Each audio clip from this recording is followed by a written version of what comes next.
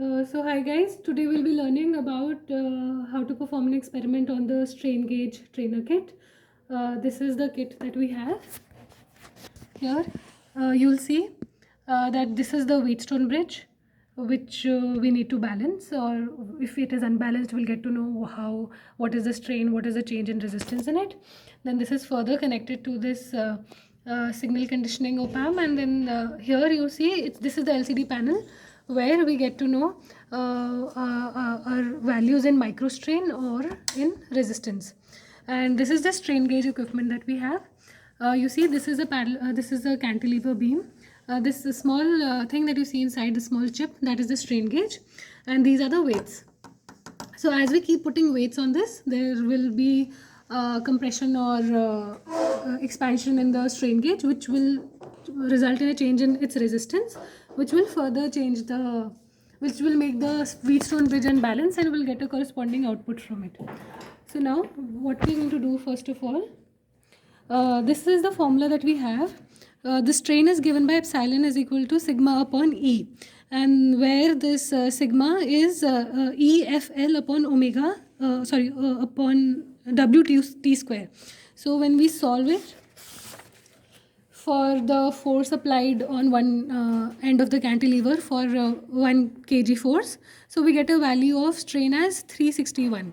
So our first and foremost task is to calibrate this kit for we need to get 0 microstrain here first of all. So I'm going to rotate this knob and get 0 first.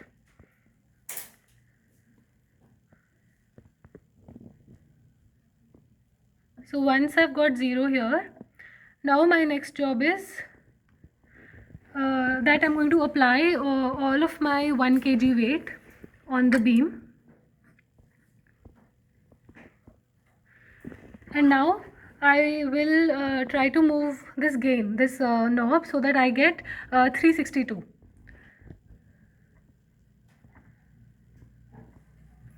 So I'm going to repeat this process to many times, so that every time I remove my weight, I should get 0. Then again, I'm not getting 0, so I'm going to turn it again so that I get 0. Again, I'm going to apply the weight. I should be getting 362, I'm not getting it, so I'm going to adjust it again. Again, I will remove the 1 kg weight. I'm getting 0. Getting something less other than 0, so I'm going to again adjust it to 0. So you do this process not 2-3 times, maybe it takes 5 to 6 times, and then you'll get the exact value.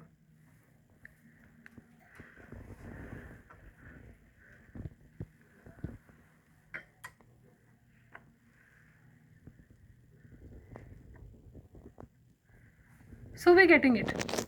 Now what our task is, that now I'm going to remove all of this weight from here, and now I'm going to increase the weight on the cantilever beam in steps of 50 grams, and for each 50 grams I'm going to note down the reading for the microstrain reading which we are getting. So we put 50, I'm getting 17 microstrain. I'm going to change it to 100. I'm getting 40 microstrain. I'm increasing it to 150.